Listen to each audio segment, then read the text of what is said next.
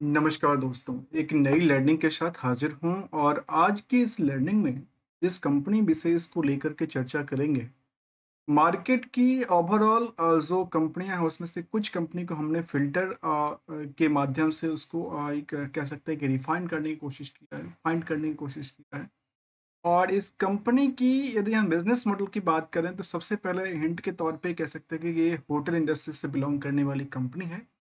और मार्केट की ग्रोथ के अकॉर्डिंगली यदि आप आज की सिचुएशन की बात करें तो जहां यदि 50 डे डे मार्क के आसपास की बात करें, 200 डे मार्क के आसपास की बात करें, इन दोनों प्राइस के मुकाबले जो करंट मार्केट प्राइस है वो एक उच्चतम लेवल पे कामकाज करती है।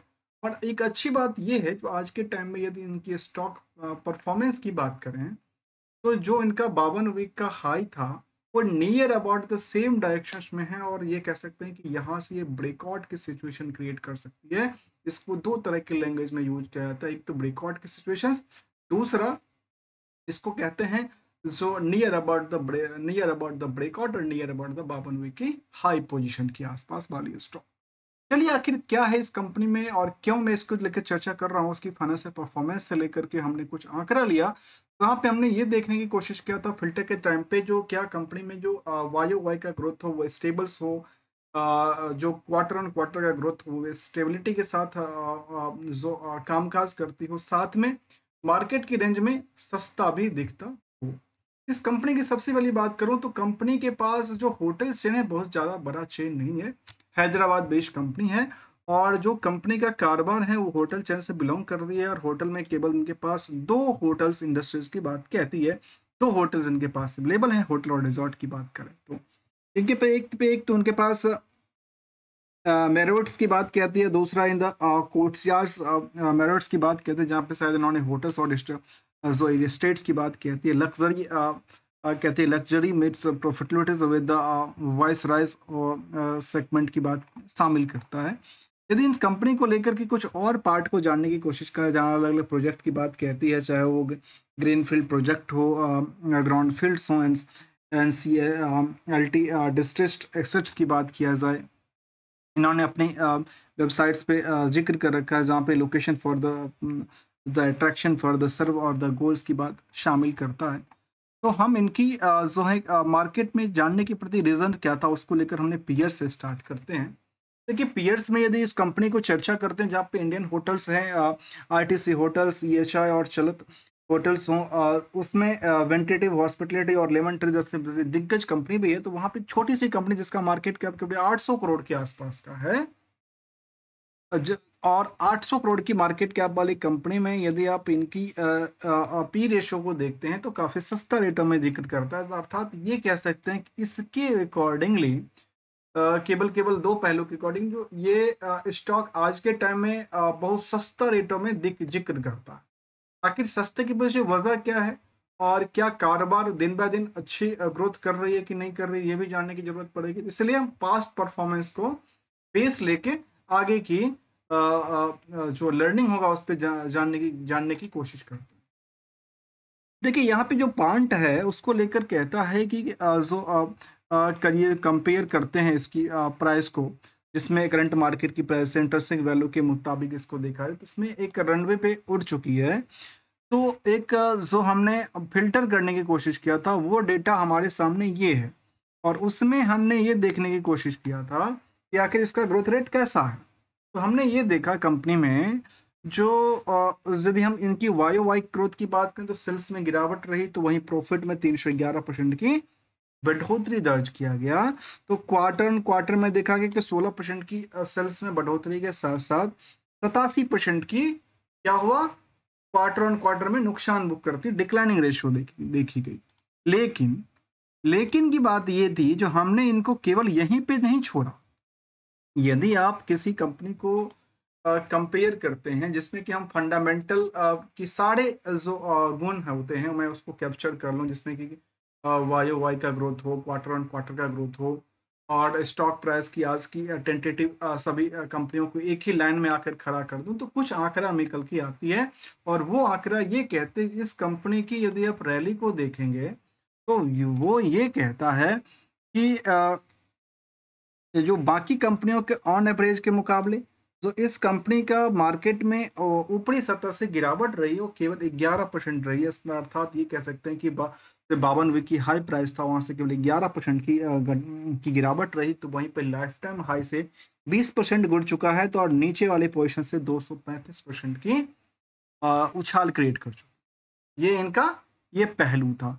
जबकि ईयर एंड ईयर बेसिस के मुताबिक देखा जाए तो कंपनी में जो सेल्स का डेटा है वो लगातार बढ़ ही रहे, स्टेबल्स हैं।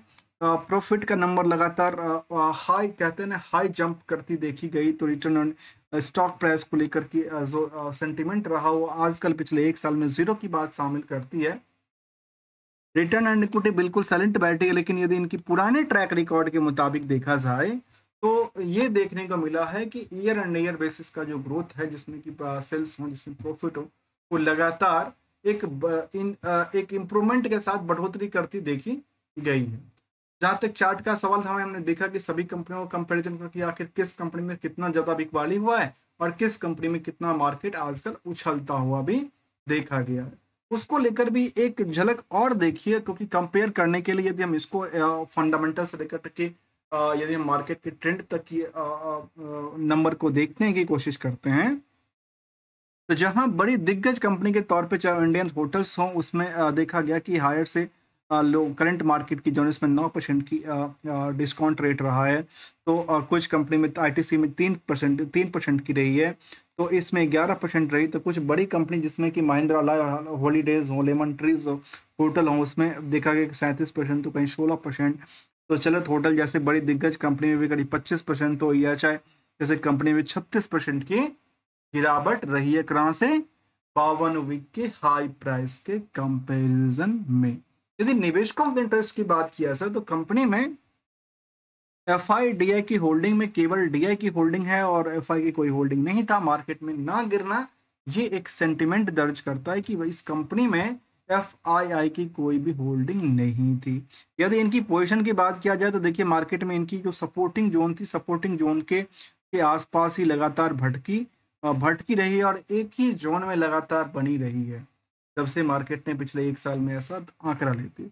अर्थात यदि इसी जोन में रहा तो इसमें दो तरह की चिंताएं हो सकती है। यदि मार्केट यहाँ से क्रैश करती है इनके लिए, तो शायद यहाँ पे बड़ी गिरावट हो सकती है, क्योंकि इनके पास सपोर्टिंग के लिए कोई ऐसा पुराना परफॉर्मेंस तो नहीं दिखता है। और साथ में यदि हम कुछ सालों के डेटा की बात करें, जहाँ पिछले 3 साल या 2 साल की डेटा की बात करें, तो यहाँ पे मार्केट में पहले कुछ और डेटा था, 2 रुपये आसपास प्राइस हुआ करता था। आजकल ये प्राइस काफी ज्यादा जिक्र करता है। आम निवेशकों का इंटरेस्ट भी करीब 18,000 के आसपास निवेशकों, 20,000 निवेशकों का इंटरेस्ट मान लेते हैं। और वॉइसराय होटल्स लिमिटेड की हम बात कर रहे हैं, इसकी मार्केट कैप करीब 818 करोड़ के आसपास थी। प्रमोटर के कंट्रोल कंपनी में अच्छा खासा 84% से ज्यादा कंट्रोल करती है। ROE बिल्कुल साइलेंट बैठी, तो वहां पे ROC करीब 2.25% 2.5% के आसपास रही है। इंडस्ट्रियल की PE के मुताबिक यदि आप स्टॉक को देखते हैं तो बिल्कुल अंडर वेटेज की लिस्ट में आती है। और ये कह सकते हैं कि अंडर वेटेज है फ्रॉम द इंडस्ट्रियल की ग्रोथ के मुताबिक के कंपैरिजन करने के बाद। कंपनी जो 2005 में स्टार्ट हुआ था और कंपनी का कामकाज था होटलिंग का कामकाज रहा है।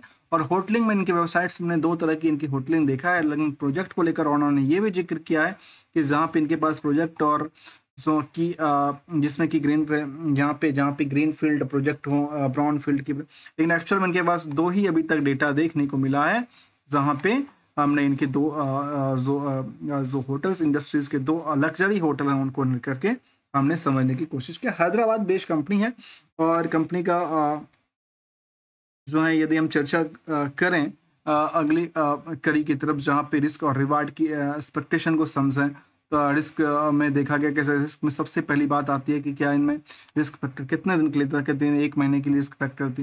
रिसेंटली का अपडेट को लेकर के कंपनी में कुछ ऐसा देखने को मिला है, जहाँ पे एक तो इनके पास जो कहती है Supreme Court's dismissed the Waqf board's claim on the hotel property.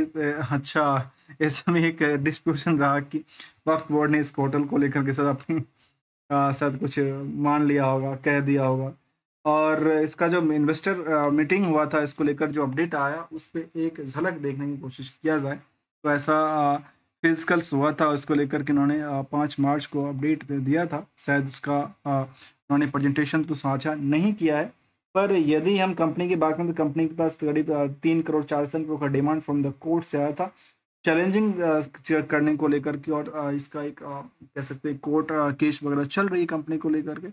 Risk और रिवार्ड के यदि एक्सपेक्टेशन को आप मूव करके देखा जाए तो कंपनी में ये कह सकते हैं कि रिस्क तो बहुत ज़्यादा नहीं है, क्योंकि फंडामेंटल अभी तक के हिसाब से तो ग्रोथ लेवल बनी हुई है, स्ट्रॉन्ग की बात कहती है। और लेकिन रिस्क फैक्टर नहीं होने के कारण इनका जो एक्सपेक्टेशन है फ्यूचर में, यदि इनका कोर्ट केस या वो जो वक्त बोर्ड की जो उन्होंने जिक्र किया था जहाँ पे केस वगैरह को लेकर किया, फिर अलग अलग जो उनके पास केस है उनको लेकर यदि आगे इम्प्रूवमेंट होता है तो शायद यहाँ पे अपॉर्चुनिटी क्रिएट करती दिख, क्योंकि मार्केट में जो स्टॉक प्राइस है वो स्टेबल्स हैं, सस्टेनेबल्स हैं और एक ग्रोथ की तरफ इशारा देती पाई गई है। दोस्तों अक्सर कहता हूँ कि जब कोई नेशनल प्रॉफिट बने तो लपेटना चाहिए और लगातार होती हुई लॉस को लेकर के क्या करना चाहिए, लॉस को कम करने के लिए स्टॉप करने की जरूरत पड़ती है। और मनी इज एवरीथिंग, बिकॉज आप इसको सेव करिए, सिक्योर करिए, क्योंकि आप इसको कल के लिए, कल बेटर टुमारो के लिए आप इसको यूज कर सकते हैं।